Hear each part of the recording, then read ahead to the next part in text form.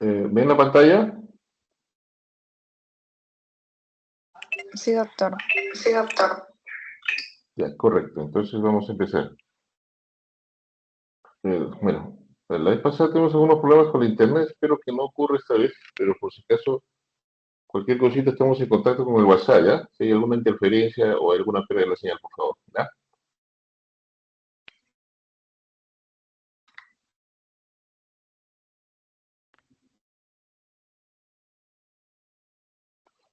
Bueno, vamos a empezar con el tema de lo que se refiere a trastornos motores esofágicos, ¿no? Eh, Existe un grupo de patologías que están relacionadas con la alteración de parte del fenómeno de la deglución, ¿no? La deglución, como todos sabemos, es un acto complejo, involucra músculos con actividad voluntaria e involuntaria, eh, participación de varios pares craneales, ¿no?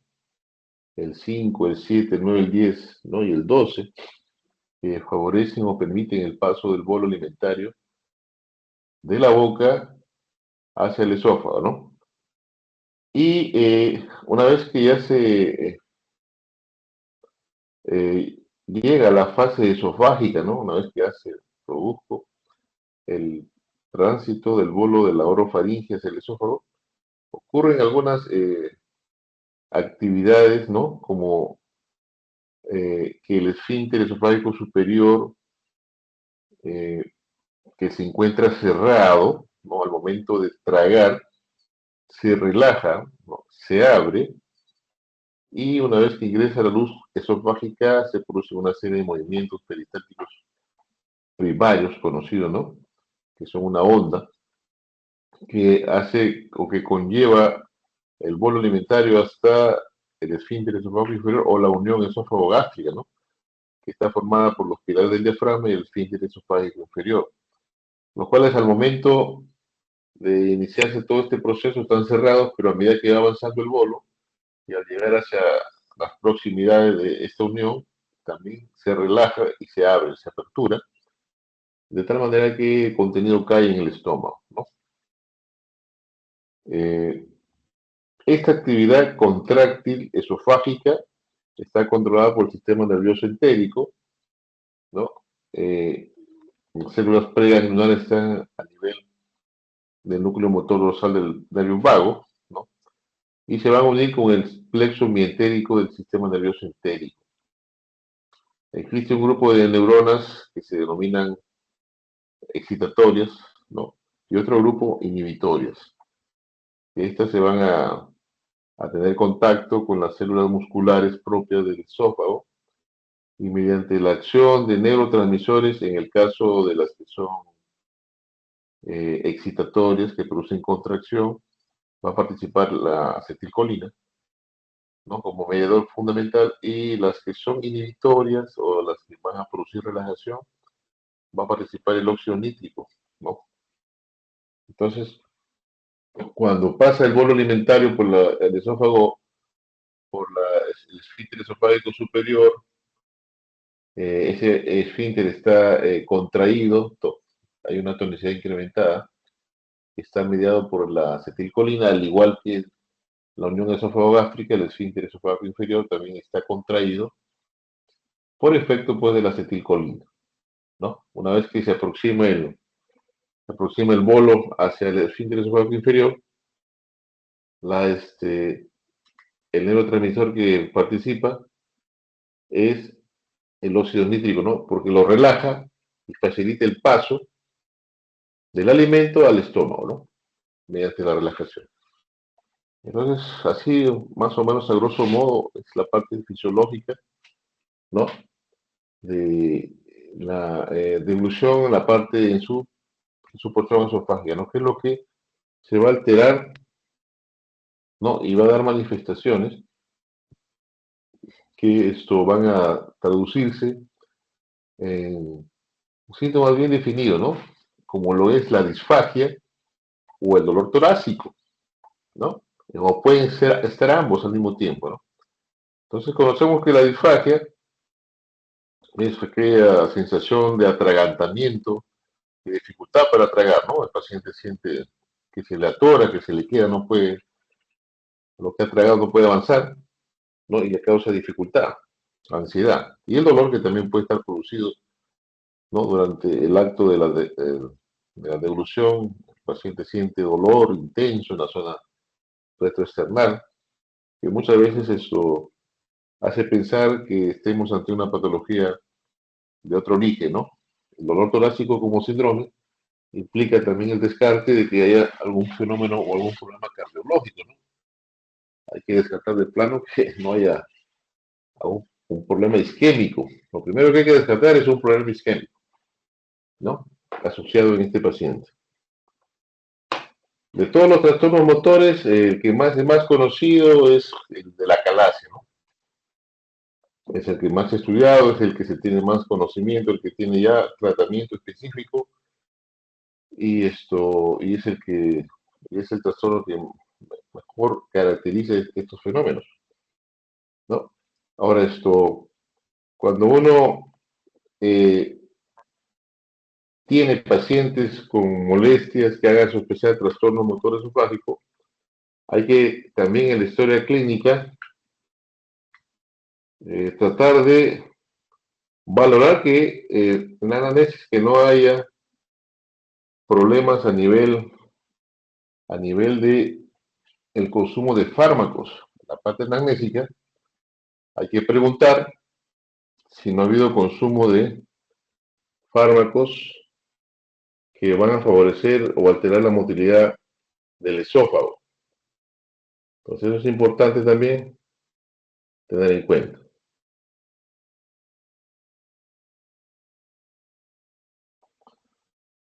Entonces acá en este diapositivo hay un recuadro de algunos fármacos que pueden producir una disminución, ¿no? Una relajación del esfínter esofágico inferior y también una disminución de las contracciones esofágicas y que incluso se utilizan como tratamiento farmacológico, ¿no? Por ejemplo, el nitrato de isosolvida, los calcio-antagonistas, la teofilina o agonistas beta-adrenérgicos, el sildenafilo, benzodiazepinas e incluso opiáceo, ¿no?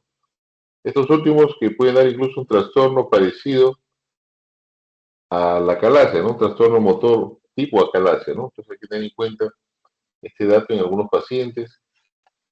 No son raros algunos pacientes que están recibiendo por algún problema de dolor, dosis altas de algún opiáceo, morfina, oxicodona, ¿no? Y estos pacientes pueden presentar pues un síndrome tipo acalasia, ¿no? Por el efecto farmacológico sobre la actividad esofágica. Ahora, hay otros medicamentos que pueden aumentar, al contrario, aumentar el vigor, ¿no? El vigor de las contracciones esofágicas y pueden provocar dolor torácico también, ¿no? Y tenemos el atenolol, la penicilina, la buspirona, la propiloprida, ¿no? La citromicina como uno de los antibióticos que también pueden favorecer este incremento en cuanto al vigor, ¿no? Al vigor o la presión que puedan producirse en las contracciones esofágicas. Entonces, en el análisis, pues hay que tener cuidado y preguntar acerca del consumo de estos fármacos, ¿no? Bueno, en cuanto al diagnóstico, debemos acotar que los trastornos motores esofágicos, quiera que no, son un diagnóstico, digamos, mm, diferencial, ¿no?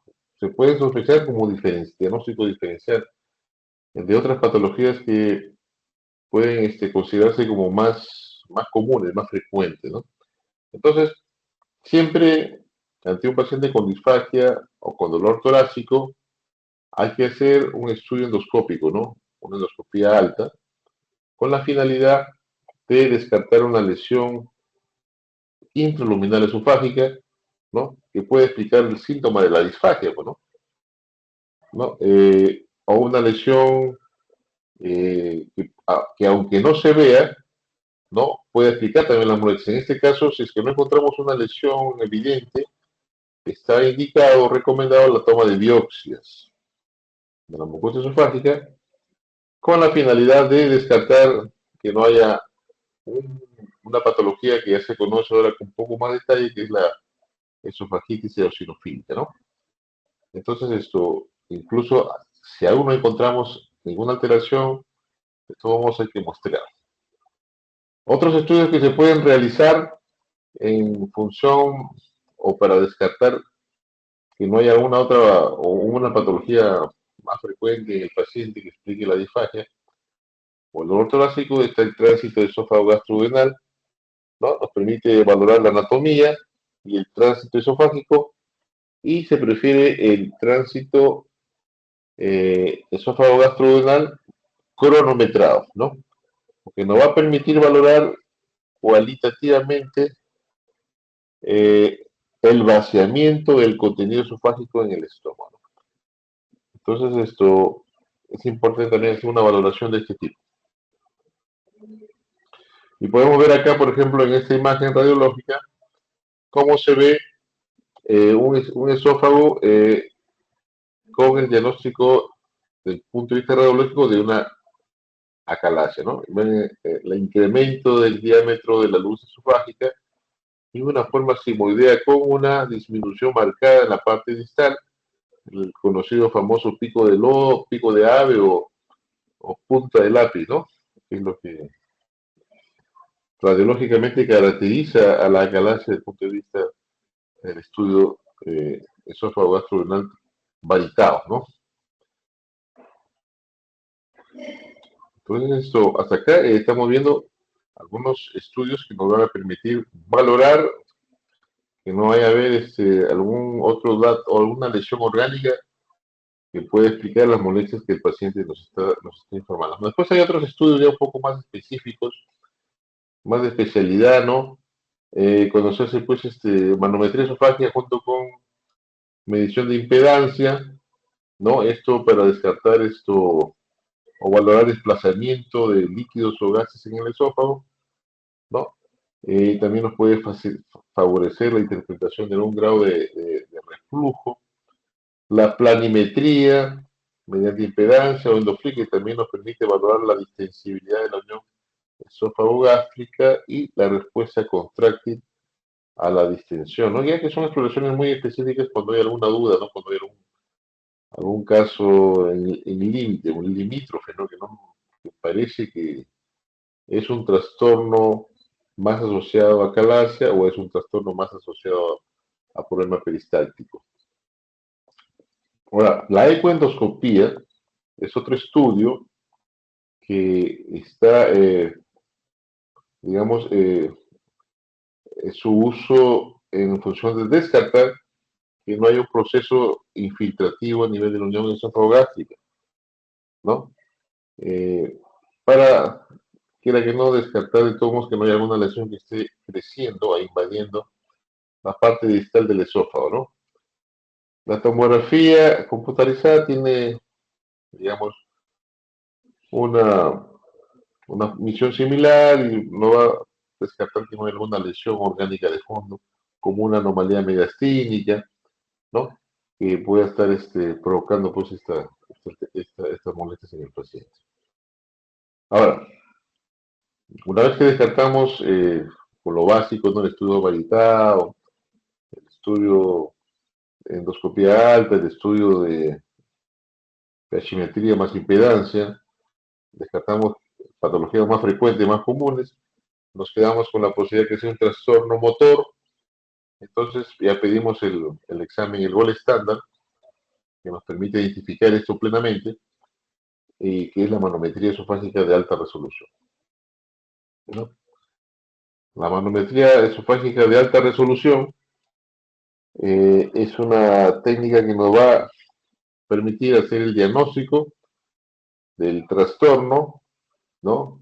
Mediante el registro de las variaciones que se producen, las variaciones de presión que se producen a nivel, ¿no? De todo el esófago, desde la faringe hasta el estómago proximal, y que ésta se mide mediante una sondita que tiene sensores de presión, ¿no? Cada centímetro. Esta manometría de alta resolución es la base o el argumento para hacer la clasificación de los trastornos motores, que se conoce como la clasificación de Chicago, y que su última versión, la versión 4.0, se ha publicado recién en el 2021, ¿no? Y que va protocolizando y clasificando los trastornos motores. En esta oportunidad los clasifica en dos categorías: el trastorno de relajación de la unión esofagástrica y los trastornos peristálticos, ¿no? Entonces, la manometría de alta resolución nos clasifica los trastornos motores en problemas asociados a la falta de relajación de la unión esofagástrica, ¿no? La parte distal, y a trastornos propios de la motilidad del cuerpo esofágico, ¿no? Entonces, la manometría nos permite valorar esas dos alteraciones. Entonces, por ejemplo, en esta imagen podemos ver un estudio de manometría de alta resolución, ¿no? Eh, donde se ve un diagrama funcional, ¿no? El estudio da un diagrama funcional de todo el fenómeno del glutorio en su fase esofágica, ¿no? ¿No? Y a través del color nos da una idea de las zonas de alta o baja presión, ¿no? Esta es la imagen que da la estudio manométrico. Esta es una imagen real del estudio manométrico, ¿no? Como vemos, en este eje eh, eh, se, se ve la distancia a lo largo de lo que es el esófago, ¿no? En centímetros, ¿no? Y en el otro eje vemos el tiempo que ocurre durante todo el fenómeno de la devolución en su fase esofágica, ¿no? Y el color de cada zona está relacionada con la presión que se presenta, ¿no? En cada nivel, ¿no? A más azul, menos presión, ¿no? Si está totalmente azul hay cero de presión.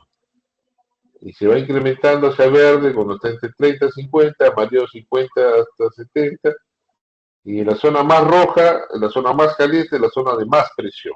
Más presión hay más fuerza de la contracción, ¿no?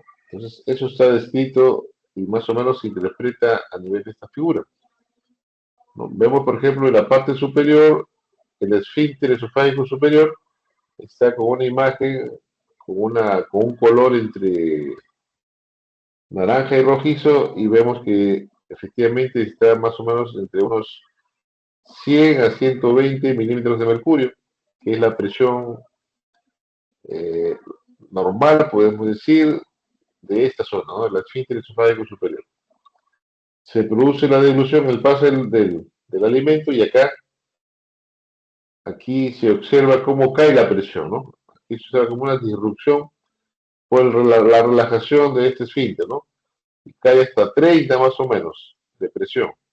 Pasa el bolo alimentario, hay una zona de transición, ¿no? Producto del peristaltismo inicial del cuerpo esofágico, y luego aparece nuevamente una onda peristáltica, que es esta zona de alta presión, ¿no? Esta zona más rojiza, ¿no?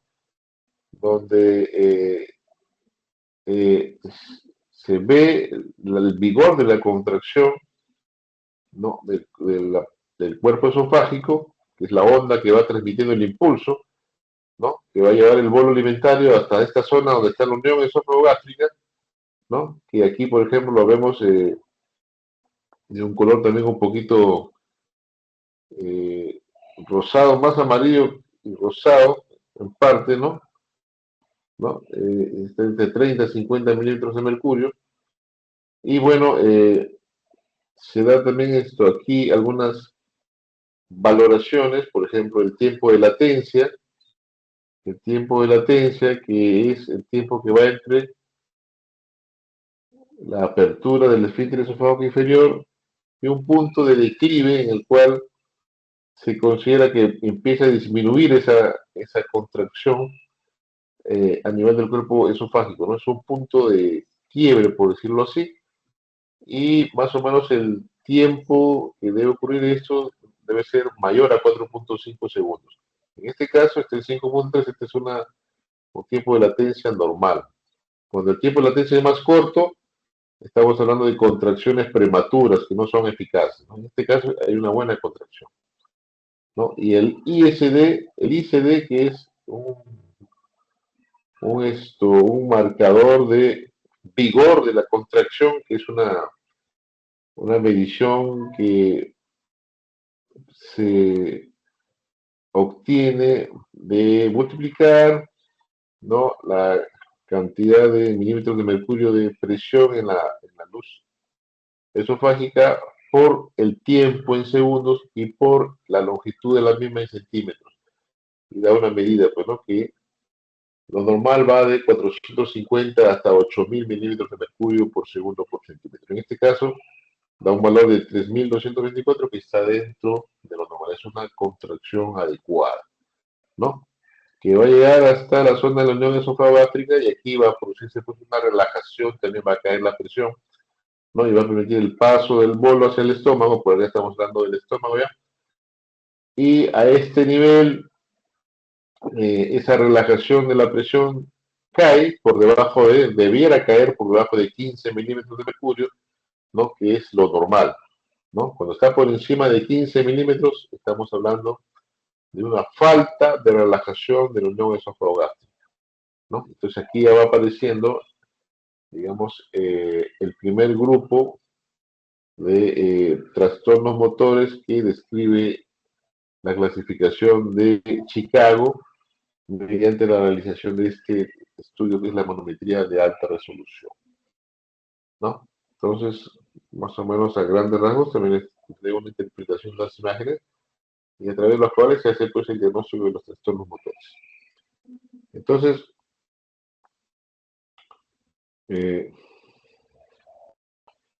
vamos viendo acá la clasificación.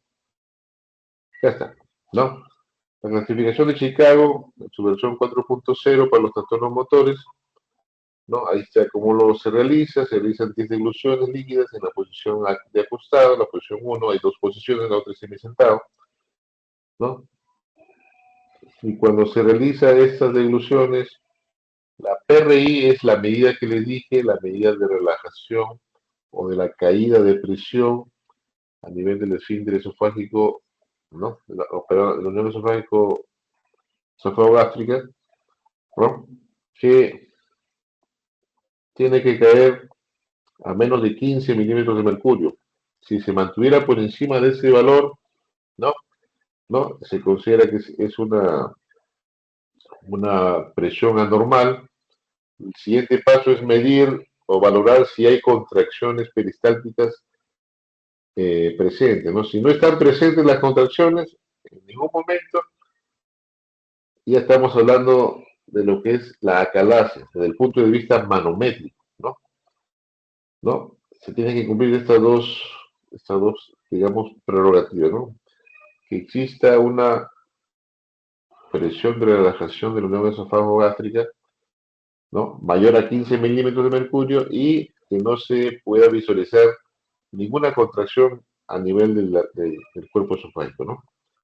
Y de tal manera que incluso se puede subclasificar la acalasia en tres subtipos, tipo 1, tipo 2 y tipo 3, dependiendo de algunas variaciones en la presentación de la falta de contractibilidad, ¿no?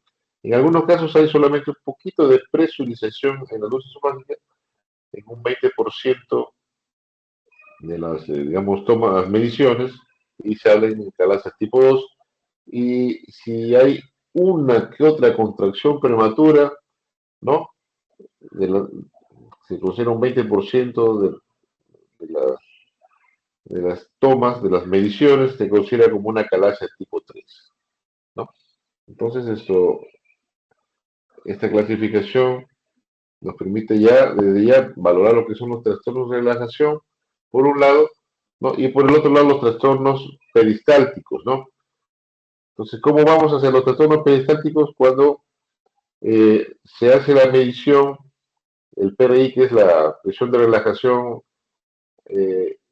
a nivel de la unión esofagástrica, si sale normal, ¿no? Si sale normal, entonces hay que valorar cómo están las contracciones peristálticas, ¿no? Si está el 100% de contracciones ausentes, entonces estamos hablando de un trastorno por ausencia de contracciones, ¿no? ¿No? Que podría ser parecido a lo de la calacia, pero en este caso la diferencia está en que el esfínter esofágico inferior sí está bien contraído, no hay alteración de la relajación, ¿no? O sea, el esfínter esofágico se abre ante la presencia del bolo alimentario, a diferencia de la calacia donde el esfínter se mantiene cerrado, ¿no? Llega el bolo y no se relaja, se mantiene cerrado, provocando la acumulación del, del bolo alimentario a ese nivel, ¿no? Asimismo, si solamente se encuentra 20% de contracciones prematuras, se habla de espasmos esofágicos. Si solo se encuentra un 20% de ilusiones hipercontráctiles, se habla ya de un esófago hipercontráctil. Y si se encontrara contracciones ineficaces o contracciones ausentes en un 50%, se habla ya de síndrome de motricidad ineficaz, ¿no? Entonces, por ambos lados se hace la diferenciación en función, ¿no? Inicial de la falta de relajación de la unión esofagástrica o el esfínter esofágico inferior, ¿no? Muy bien, entonces, eh, regresando nuevamente a la primera categorización, ¿no? Los trastornos de relajación del unión esofagástrica, la calacia, como ya dijimos, es uno de los trastornos mejor caracterizados. Es una enfermedad que afecta a una o dos personas por cada 100.000 habitantes. Hay un defecto en la abertura de la unión esofagástrica durante la deglución y ausencia de peristaltismo esofágico normal, ¿no? ¿Qué es lo que caracteriza la disfagia? Es perdón, a la calacia y la disfagia, tanto para sólidos como para líquidos, ¿no? Entonces se dice que en la calacia hay una pérdida de la función de las neuronas motoras inhibitorias, ¿no? Hay una denervación de una causa no muy conocida que afecta a estas neuronas, ¿no? Algunos mencionan que puede ser un, un fenómeno viral, una infección viral, que se genera una reacción de tipo autoinmune. El mismo cuerpo destruye las neuronas que producen básicamente el óxido nítrico, ¿no? O sea, destruye las neuronas inhibitorias, ¿no? Y esto provoca pues un estado permanente de excitación o contractibilidad neuromuscular sin oposición inhibitoria, que a la larga provoca el fallo de relajación del esfínter esofágico inferior, ¿no? Este incremento de la potencia en la contracción del cuerpo esofágico va a provocar claudicación de las contractilidades esofágicas normal y la aparición de las famosas ondas terciarias. Las ondas terciarias son ondas patológicas en la función esofágica, dado que no tienen la capacidad de movilizar el contenido intraluminal, ¿no? O sea, no tienen un tipo de función. Y esto está relacionado pues por el agotamiento progresivo de la actividad contráctil del esófago, por lo que acabamos de mencionar, y eso va a favorecer la posterior dilatación, ¿no? Esofágica del lumen, ¿no? La aparición de esas formas sigmoideas, como vimos hace un momento. Entonces, para el diagnóstico siempre hay que hacer la endoscopía de primera línea, porque ante la sospecha hay que descartar de plano que no haya ningún trastorno de tipo orgánico que pueda estar explicando esa molestia, incluso la toma de biopsia como medio para descartar una esofagilitis eosinofílica, ¿no? Y finalmente, pues el estudio manométrico de alta resolución es lo que nos va a dar el diagnóstico definido, valorando, ¿no? La presión de relajación anormal a nivel de la unión esofagástrica, ¿no? Y la ausencia de la contracción esofágica durante la dilución, ¿no? Entonces, la imagen de la manometría para la calacia tipo 1 es la que están viendo acá en la diapositiva, ¿no? Como les dije hace un momento, no se ve nada de peristaltismo, no nada, no hay nada de movimiento esofágico. Y a nivel de la unión esofagástrica, la, el- la medición del PRI, ¿no? Que es la presión de relajación del esfínter esofágico inferior, está en 30 milímetros de mercurio, muy casi al doble del límite, ¿no? Que se considera de 15. Entonces, acá hay un trastorno de la relajación de la unión esofagástrica sin peristaltismo, acalasia tipo 1, ¿no? En la acalasia tipo 2 la imagen es como la que estamos viendo, donde, si bien es cierto, esto se ve un incremento, ¿no? De la presurización intraesofágica. Esto solamente se ve en 20% de las mediciones. Son 10 mediciones, en 2 mediciones se puede ver esto, ¿no? Pero acá no se observa peristaltismo, no se ve ninguna contracción a nivel del cuerpo esofágico que sea eficaz. Entonces se considera que hay ausencia también de peristalsis. Y a nivel del PRI, ¿no? La presión de relajación de la unión esofagástrica está por encima de 15.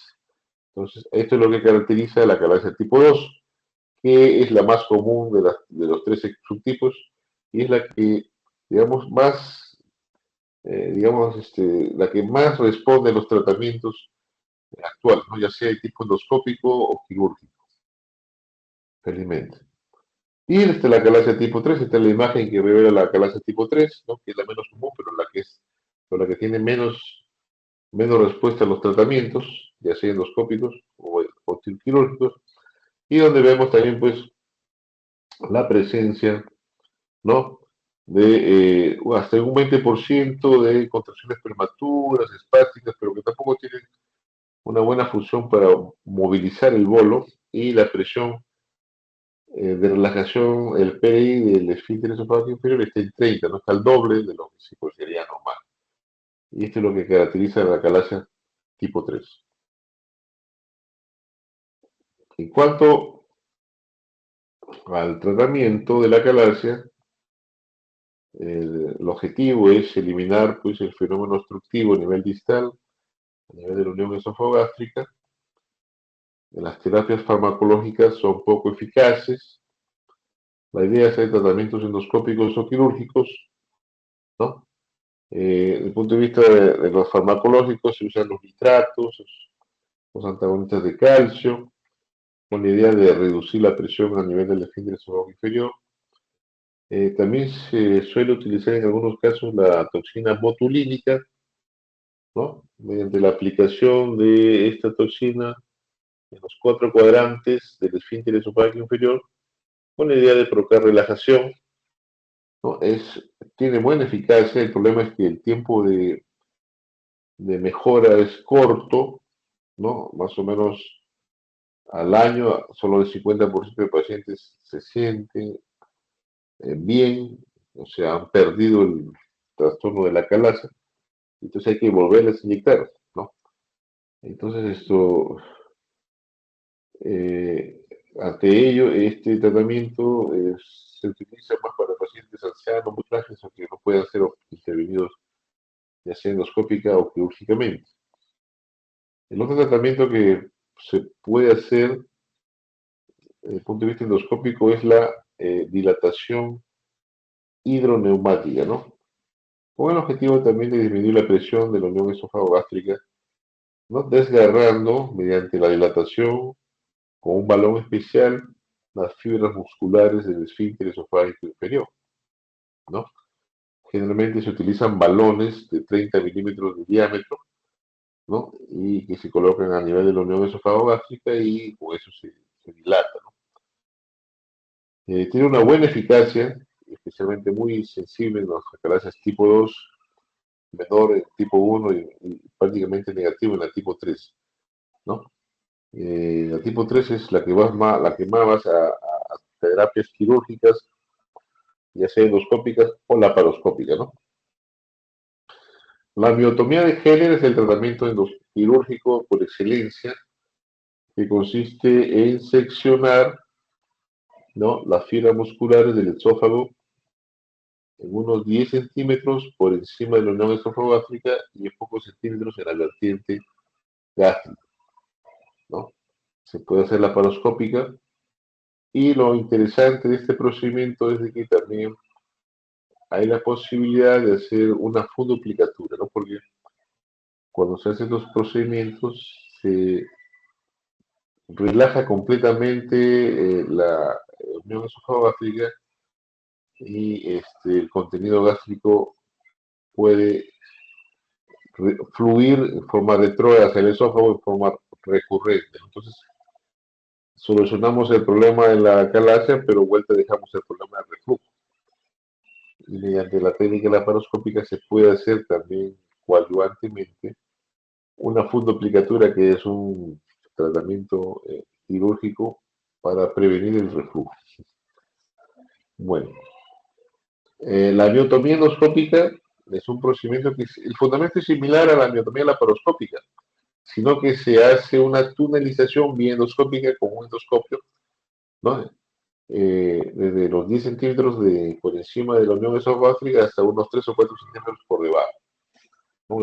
Es un procedimiento laborioso, eh, no exento de riesgos, utiliza equipo especial, se necesita un entrenamiento también de unos 6 meses para poder dominar la técnica, pero tiene una buena eficacia, también es muy eficaz para resolver el problema de la clase, con el inconveniente que no tiene la posibilidad de hacer la fundoplicatura, ¿no? Es decir, la posibilidad de prevenir el reflujo. Ese es el contra del POEN, ¿no? O de la miotomía endoscópica. Pero en lo que va ya de los últimos años, a medida que la técnica se ha ido socializando y se ha ido, digamos, adaptando en otras zonas, porque esto apareció en Japón, los japoneses fueron los primeros en hacer esta técnica, y bueno, se ha hecho más popular y se va a ver pues de que en unos años cuál será el impacto, ¿no?, real sobre estos pacientes. Como le voy a repetir, como no hay posibilidad de contener el problema de reflujo gastroesofágico que queda como consecuencia, quizás más adelante tenga algunas limitaciones en su aplicación. Pero eso todavía está en veremos, ¿no? Realmente los tiempos de control son un poco generosos y pues, como la técnica todavía es una técnica joven, se le va a dar por lo menos unos 10 o 15 años más, ¿no? Para ver cómo va. Después ya se tomarán decisiones en función a los resultados de seguimiento. Pero por ahora es lo que se pregona, ¿no? Paciente con acalasia, manometría, POEM. Eso es lo que se está haciendo ahora. Bueno, entonces, esto relacionado con los trastornos de la relajación de la unión esofagástrica, hay algunos pacientes que pueden tener también una déficit de relajación, ¿no? Eh, que ameritan a veces estudios más complejos para definir, porque pueden ser acalases que están en el límite, ¿no? Entonces, esto se les hace ya lo que les mencioné hace un momento, estudio de Doflex o estudio de interferometría, para ver si no hay por ahí algo relacionado, ¿no? Después, los trastornos peristálticos, como mencionamos, ya se caracterizan porque el PRI, ¿no?, la presión de relajación, está normal, está por debajo de 15 milímetros de mercurio, pero sin embargo, en los estudios de manometría no se observa eh, motilidad adecuada o contractilidad adecuada del cuerpo esofágico. Entonces, cuando hay ausencia de contracciones, generalmente se considera que estamos ante un fenómeno de tipo secundario y muy relacionado, antes que nada, a descartar algunas enfermedades, todas las genopatías, en este caso la esclerodermia, ¿no? En la esclerodermia, el esófago se, se compromete a tal punto de que se torna como una estructura tubular nada más, ¿no? En la parte distal se pierde, no es que se pierda, sino que la unión esofagástrica se relaja, como normalmente se se hace, pero el esófago pierde la capacidad de contraerse, entonces se pierde el peristaltismo primario, que es el transporte, y el secundario, que es el movimiento que favorece, digamos, la eliminación de los restos de refluidos, ¿no?, fisiológicamente al esófago, que ocurre en todos nosotros. Y bueno, esa capacidad de aclaramiento es el término que se utiliza, de aclaramiento del contenido ácido que viene del estómago se pierde cuando no hay la motilidad normal del esófago, ¿no? En estos casos se produce fenómenos de tipo de enfermedad por reflujo con lesiones muy marcadas, ¿ya? En estos casos, estos pacientes como tratamiento ameritan eh, una, una eh, replicación, ¿no?, de todas las normas higiénico-dietéticas a considerar para facilitar una adecuada deglución, ¿no?, y evitar lo que acabo de mencionar, ¿no? Aparte de que tiene que tomar antiácidos, ¿no?, los IBP de preferencia, para evitar, pues, de que el contenido lastime y cause más molestias en el de la mucosa esofágica, ¿no? Entonces, esto es lo que es relacionado con la ausencia de contracciones. Ahora, los espasmos esofágicos están asociados a un defecto en los mecanismos de inhibición de la motricidad esofágica, ¿no? El esófago se contrae de forma, digamos, descoordinada, por decirlo menos, ¿no?, posteriormente a la deglución, de una manera prematura, ¿no?, en un momento en que el esófago debería estar normalmente relajado, ¿ya? Estos espasmos también pueden presentarse cuando el paciente está con una indicación del consumo de opiáceos, ¿no? También pueden aparecer. Y aquí vemos la imagen manométrica de un espasmo esofágico, ¿no? Los espasmos se producen prematuramente antes, ¿no?, del periodo de latencia adecuado, ¿no? Dijimos que este periodo de latencia es mayor a 4.5 segundos cuando ocurre una contracción antes de ese tiempo. Estamos hablando de una contracción prematura que generalmente son ineficaces, ¿no? O pueden producir mucho dolor, ¿no? Y a la derecha vemos acá una imagen radiológica contrastada de cómo se ven los espasmos. Es el famoso esófago, el sacacorcho, ¿no? Ese estudio radiológico que indirectamente nos puede dar una idea de que estamos ante un, un paciente con espasmos esofágicos. Ahora, manométricamente se define por la presencia del menos 20% de contracciones prematuras, ¿no?, espásticas, en el contexto de una relajación normal de la unión esofagógástrica en la deglución. El tratamiento raramente es quirúrgico, generalmente es farmacológico, en último caso endoscópico. Se ha visto que los nitratos y los antagonistas de calcio pueden ayudar para aliviar lo que es el dolor torácico producido por los espasmos, ¿no? También se puede agregar antidepresivos y ansiolíticos, ¿no? Incluso hasta inhibidores de recaptación de la serotonina, ¿no?, como la trazadona. Eh, Puede que esto esté relacionado también con la parte, digamos, conductual de los pacientes, ¿no? Después el tratamiento con toxina botulínica, en algún momento se consideró su uso, pero los resultados no han sido tan óptimos como para mantener su aplicación, ¿no? En algunos casos se está considerando incluso hacer miotomías endoscópicas, pero esta es una cosa muy seria, pues muy severa. No es lo común, ¿no?, para indicar este tipo de procedimientos. Ahora, el esófago hipercontráctil, ¿no? Vamos de no contracciones a contracciones prematuras, vamos a ver ahora a contracciones muy intensas, ¿no? El esófago hipercontráctil, ¿no? Este es un fenómeno que puede estar muy relacionado con el dolor básicamente, o la disfagia. eh, Puede haber una exacerbada excitación colinérgica, ¿no? Con asociación hay una hipertrofia de células musculares, ¿no? O de repente relacionados con un fenómeno reactivo, la obstrucción de los nervios gástricos, como causas probables, pero lo que sí se ha detectado, ¿no? Es de que algunos opiáceos o medicamentos de ese tipo también pueden inducir la hipercontractibilidad esofágica. El diagnóstico, desde el punto de vista manométrico, ¿no? Se define por la presencia de al menos de un 20% de contracciones hipertónicas. Puede originarse sin una causa aparente, aunque puede también estar relacionado con la enfermedad por reflujo, ¿no? Una esofagitis eosinofílica, ¿no? A un obstáculo a nivel del nervio esofagástrico o el mismo tratamiento con opiáceos que he mencionado.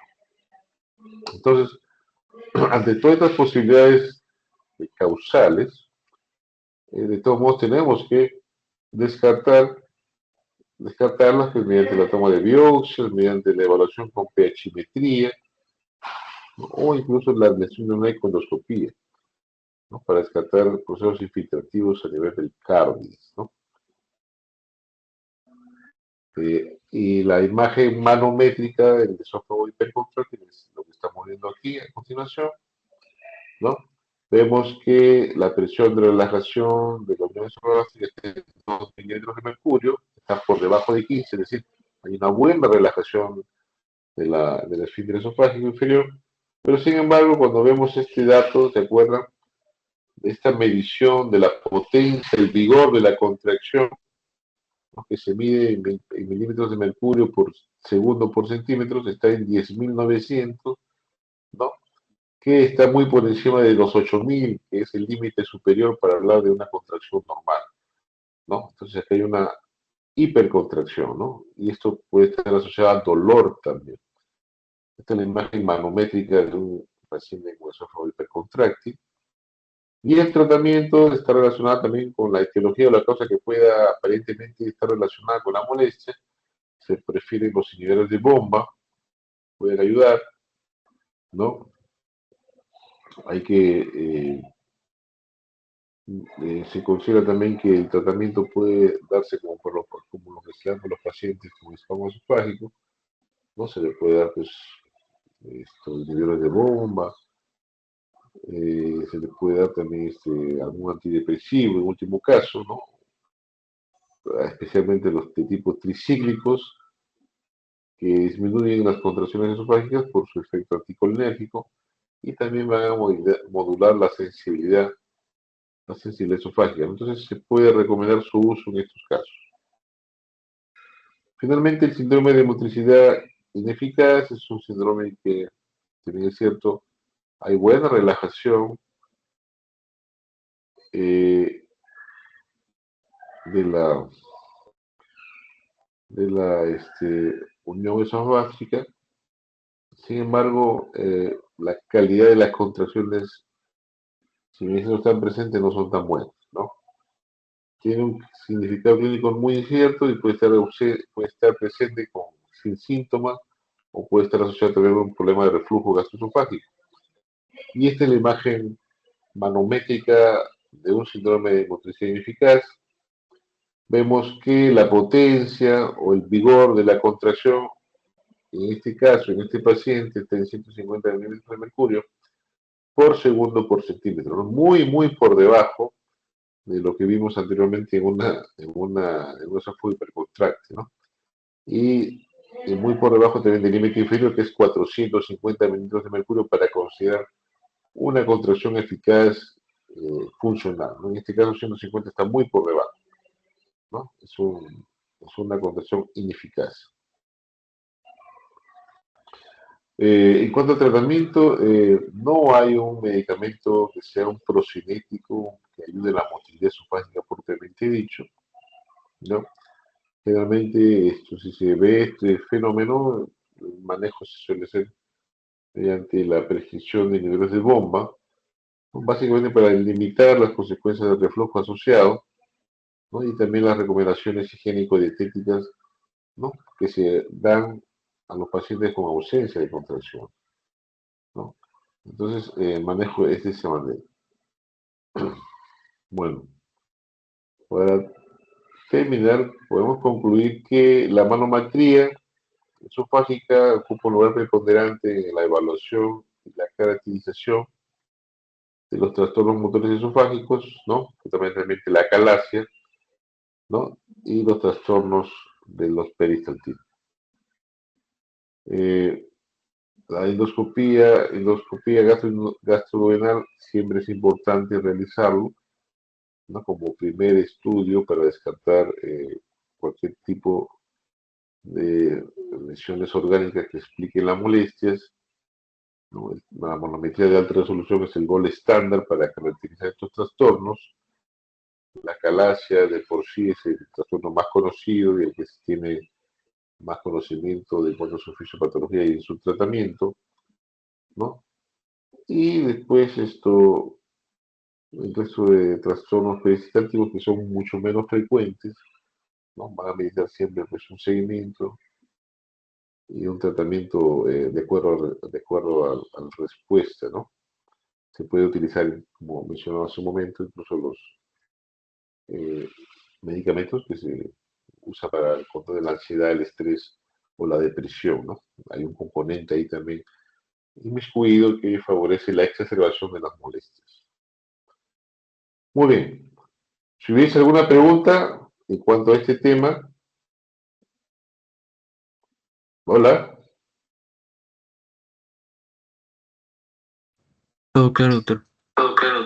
¿Ya? Sí, bueno, hemos tratado de hacerlo un poco más, porque es un poquito confuso, es cierto, ¿no? Esto de la manometría usa terminología que incluso nosotros, los gastros, no usamos de común, ¿no? Esto, acá en nuestro hospital no hacemos manometría, creo que en toda la región norte no se hace manometría, se hace en Lima nada más, y no es común el uso de esta jerga, ¿no? Técnica, pero sí debemos entender o comprender de que para hacer el diagnóstico preciso de acalasia hay que hacer la manometría de alta resolución, porque a través de ella podemos nosotros definir tratamiento, ¿no? Después lo demás ya es tratamiento médico, sospecha, descarte, ¿no? Básicamente. Muy bien. Vamos a pasar al siguiente tema que es eh, cáncer de esófago, que es ya más sencillo de revisar.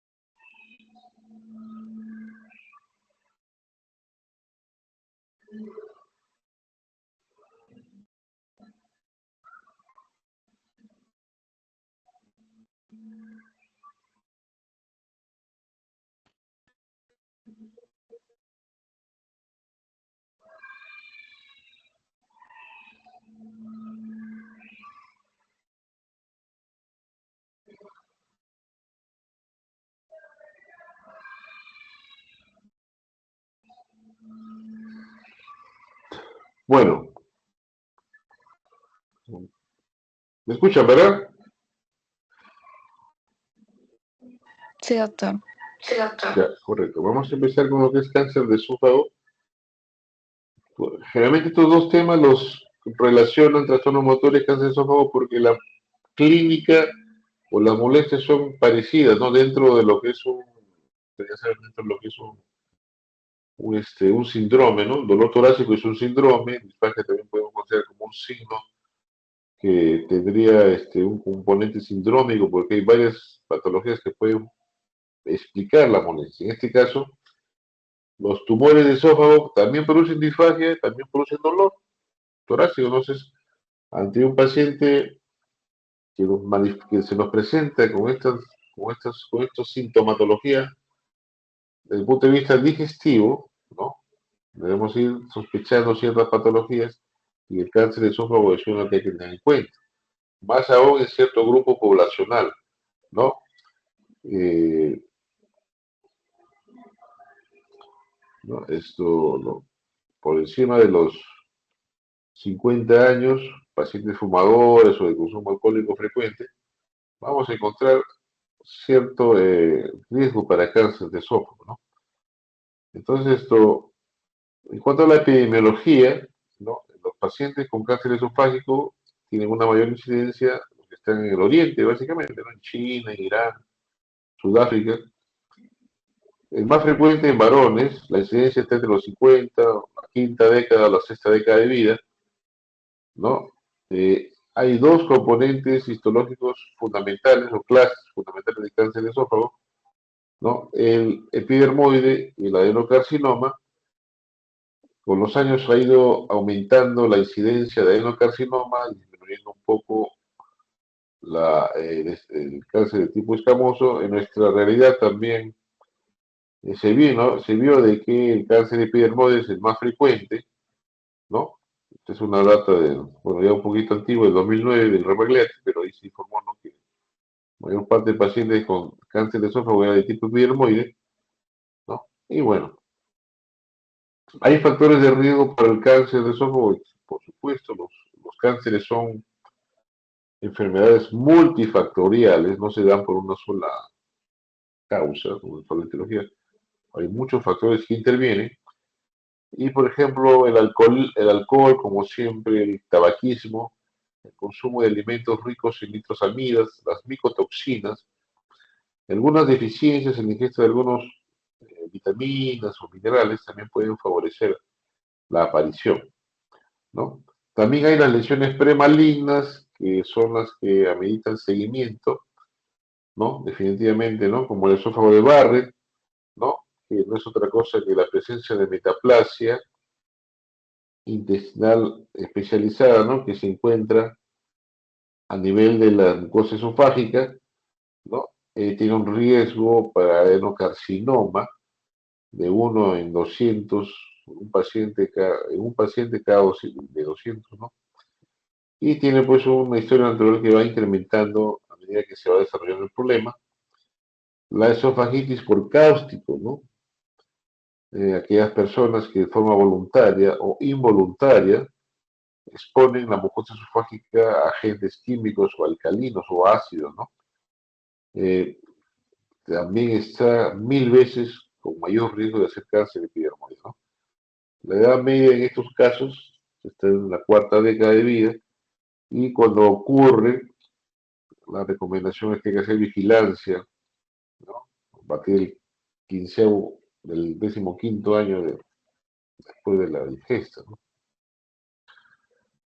Nosotros en el hospital tenemos pacientes que han tenido accidentes, entre comillas, unos involuntarios, otros voluntarios, ingesta de cáusticos que han condicionado pues estenosis, estenosamientos, y que está pues en seguimiento, ¿no? No hemos visto en ninguno de ellos la aparición de un cáncer de este tipo, pero la literatura menciona que esto, que hay que tener en cuenta eh, como lesión premaligna. La acalasia también se considera como una lesión premaligna, ¿no? Hay riesgo de desarrollar cáncer epidermoide, también después de los 15 años del diagnóstico. El síndrome de Plummer-Vinson, que es un síndrome asociado al déficit de hierro y presencia de membranas esofágicas, que ya es claro encontrar en nuestra realidad porque ya los programas de nutrición consideran pues el uso de la sal ferrosa, pero que también estaba asociada con una lesión prematura. La tilosis, que es un trastorno genético que se caracteriza por hiperkeratosis palmoplantar, también tiene una correlación con el cáncer epidermoide.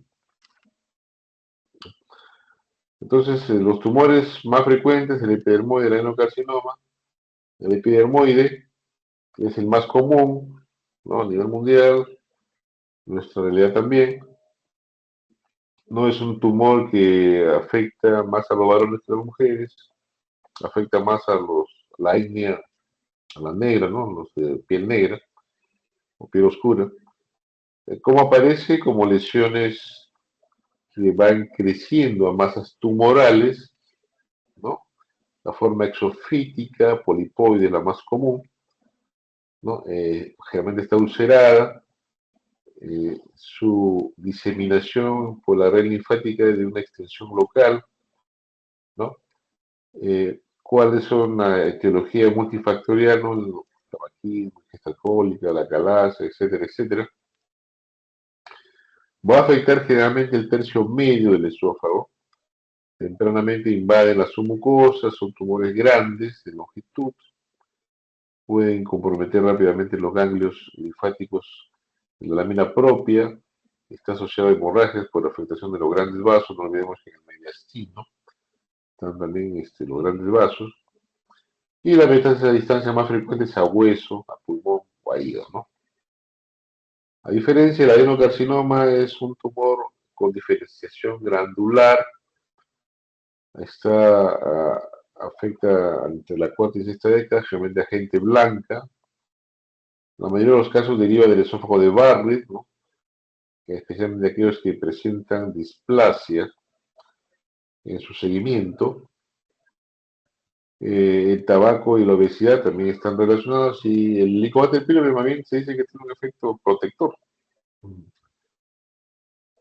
La aparición de este tumor es mediante imágenes de placas planas que se transforman en masas nodulares de hasta 5 centímetros, con características infiltrantes, difusas o ulceradas, ¿no? Y las glándulas productoras de mucina. En cuanto a la etiología, ¿no? El adenocarcinoma sigue el ciclo iniciado por una enfermedad por reflujo complicada, ¿no? Como el esófago de Barrett, ¿no? Está asociado también al tabaquismo, la obesidad, el incremento de la exposición al flujo gástrico, ¿no? Como aquellas personas que tienen este síndrome de Sol-Ellison, ¿no? La hipergastrinemia, y también al uso persistente de fármacos que disminuyen el esfínter esofágico inferior, ¿no? La presión del mismo, ¿no? Aquellos que usan benzodiazepinas, anticolinérgicos, nitroglicerina en forma crónica pueden favorecer también esto, ¿no? En cuanto a la histología, ¿no? El adenocarcinoma, esta patología, pero la adenocarcinoma está localizada en la unión esófago-gástrica, ¿no? Es por eso que es importante el estudio endoscópico para descartar si esa falta de relajación de la UEG no es necesariamente debido a un trastorno funcional, sino a un trastorno orgánico. Y la diseminación más frecuente a distancia es a nivel abdominal, ¿no? Generalmente estos pacientes debutan también ya con carcinomatosis peritoneal. Las manifestaciones pueden considerarse en el periodo predifágico que son muy, digamos,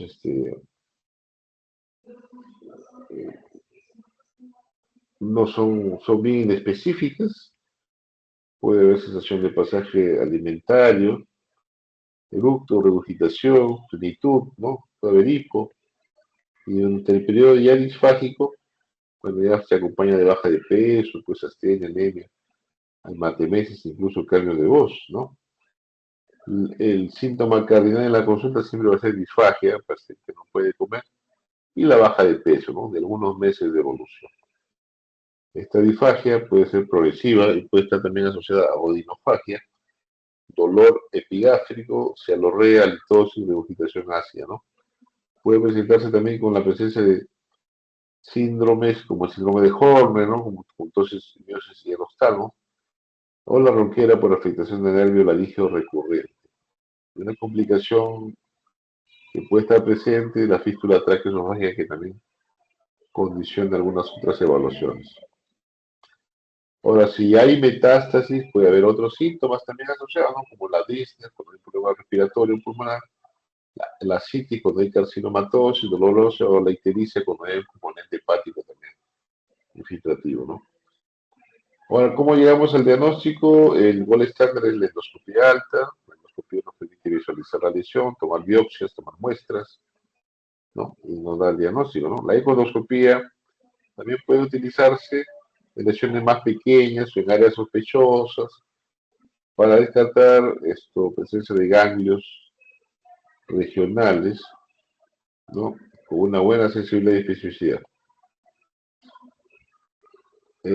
La cromoendoscopía es una técnica endoscópica que nos permite más o menos identificar áreas afectadas, ¿no? Por infiltración neoplásica inicial mediante el uso de colorantes especiales, ¿no? O supravitales, y nos da una idea, ¿no? De la invasión superficial de la lesión y su caracterización.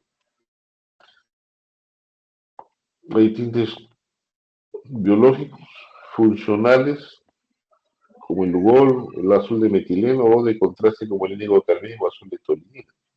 También existen artilugios de tipo artificial, ¿no? Ya los equipos vienen ya con algunos software que permiten caracterizar también las lesiones sin necesidad de utilizar estos tintes. Pero bueno, la tomografía y la resonancia son estudios que básicamente son para estadiar la enfermedad, para ver hasta qué punto ha avanzado y qué se le puede ofertar, ¿no? Sin complicarle más la existencia del paciente, ¿no?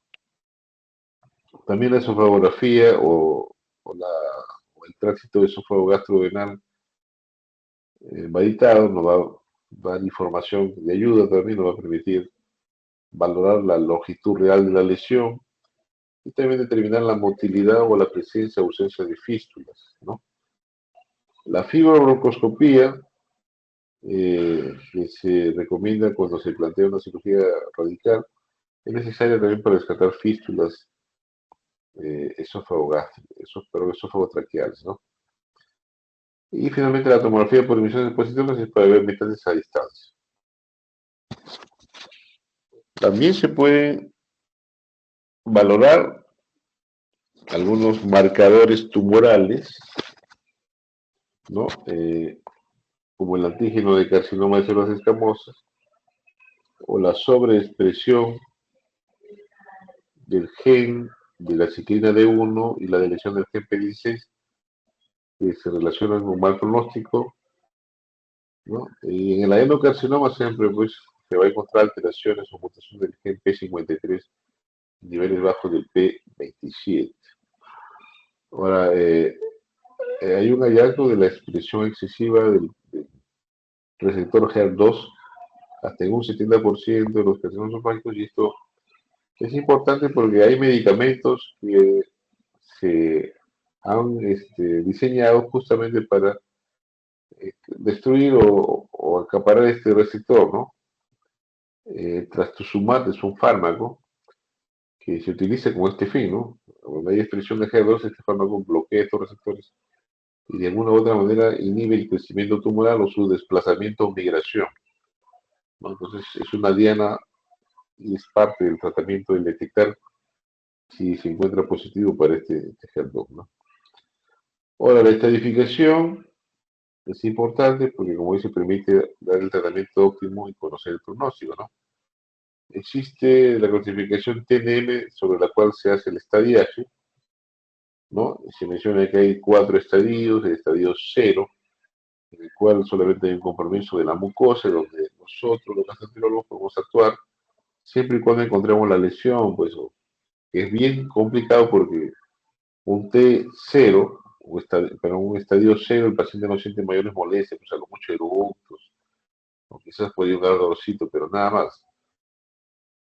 Y el resto de estadios ya nos van a ir dando la pauta qué es lo que se puede hacer. Y este gráfico es muy bonito porque rápidamente nos pone en ubicación en relación al estadiaje, ¿no? Como dije hace un momento, el estadio 0, el compromiso está solamente en la mucosa. Entonces acá nosotros hacemos una mucosectomía y eliminamos la lesión, ¿no? O una disección submucosa y eliminamos la submucosa y eliminamos pues la afectación también.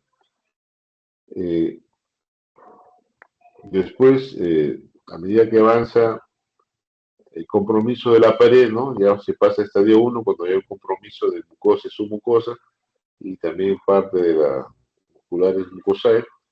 El estadio 2A en el cual ya hay un compromiso más importante de la estructura de la pared esofágica, ya que compromete la musculares propia y puede haber incluso ya este compromiso ganglionar en el 2B. Y el estadio 3, donde ya hay un compromiso de todo el grosor de la pared y hay metástasis a nódulos. Y el estadio 4, donde ya hay no solamente nódulos, sino también otro órgano, ¿no?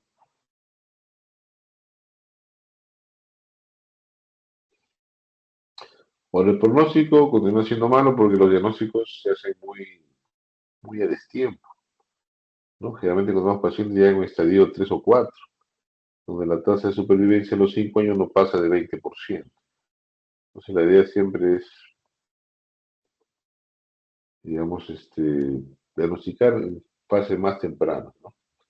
Ahora hay factores pronósticos del cáncer gástrico, como el grado de invasión tumoral, la presencia de afectación ganglionar, la presencia de tumor residual tras la cirugía, el número de ganglios afectados, la longitud del tumor mayor de 5 centímetros, tipo histológico, la edad y el ECOG, ¿no? El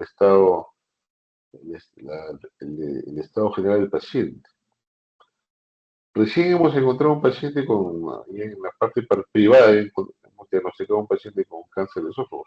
Lo he visto hace 2 días, ¿no? Por lo característico, ¿no? Un paciente de 72 años, que hace unos 2, 3 meses empieza a tener dificultades para comer, él lo achacaba a algo simple, ¿no? No le daba mayor importancia, y el último mes ya ha tenido más dificultad incluso para los líquidos, ya se ha asustado, se ha dado cuenta que ha bajado cerca de 10 kilos en este lapso de tiempo. Y bueno, le hemos hecho una endoscopia y le hemos encontrado a partir de los 28 centímetros hasta los 33, más o menos 5 centímetros, ¿no? Una lesión estenosante, proliferante, sangrante al roce. Hemos sacado biopsia ya para caracterizar el tipo histológico y estamos a la espera de sus estudios de imágenes para evaluar la extinción, ¿no? Pero ya tiene una longitud mayor de 5 centímetros, tiene algo de 5,5 o 6. Es un valor de mal pronóstico, ¿no? Pero no más por lesión epidermoide, por la ubicación, no tercio medio del esófago. Bueno, la prevención básicamente siempre es, uno, en primer lugar, evitar pues, que grupos de riesgo presenten la enfermedad, en este caso los fumadores. Hay que insistir en que dejen el cigarro y hagan sus controles, ¿no? La evaluación secundaria es en aquellos pacientes que ya se les ha encontrado las lesiones premalignas y hay que estar haciendo seguimiento, ¿no? Para que no sorprenda una lesión grande de inicio. Entonces el tratamiento, ya mencionamos el estadio 0, que es campo de gastro, hacemos mucosectomías, hacemos disección submucosa. Pero en general se valoran los estadios del 1 al 4, del 1 al 2A se considera que hay una enfermedad localizada, es un NM localizado al momento diagnóstico, del 2B al 3, incluso algunos consideran el 4A, se considera una enfermedad localmente avanzada, ¿no? Es decir, no comprometido otros órganos, pero puede haber comprometido ganglios. Y los que están ya con un problema diseminado, estadio 4B, ¿no? Si sus pacientes son los que sus tiempos de sobrevida no es muy largo, por desgracia. Para el estadio 1, tratamiento quirúrgico es el tratamiento electivo, hacen esofagotomías de las diversas técnicas y no hay mayor indicación de otro tratamiento aparte del quirúrgico. En el estadio 2A, en el cáncer localizado, se puede hacer esofagotomía más la linfadenectomía, ¿no? Y podría considerarse la sección quimio-radio postoperatoria. Cáncer localmente avanzado del estadio 2B, 3 y 4A, la cirugía como primera opción no es viable. Aquí lo primero que se hace es mejorar el estado nutricional del paciente, mejorar su peso, ¿no? Entonces habría que esperar básicamente. Pero en estos casos, a casi vuelta varía un poco el protocolo, porque en estos pacientes, como tienen lesiones grandes, se recomienda dar quimioterapia previo, ¿no? Para nosotros entrar, ¿no? Con más calma y más seguridad. Si entramos en este momento, te podemos dejar un poco de tumor residual, eso no es conveniente. Y el estadio 4B ya son pacientes en los cuales solamente queda paliar los síntomas. Hay que ver el estado general del paciente. Y desde el punto de vista endoscópico, nosotros volvemos a tallar acá, porque la posibilidad de ponerle una prótesis autoexpandible para que pueda comer el paciente, hacer radioterapia, quimioterapia.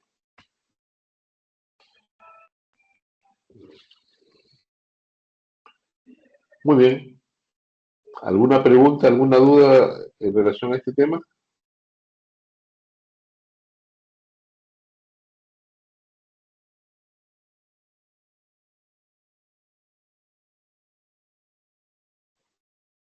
Hola. ¿Alguna pregunta?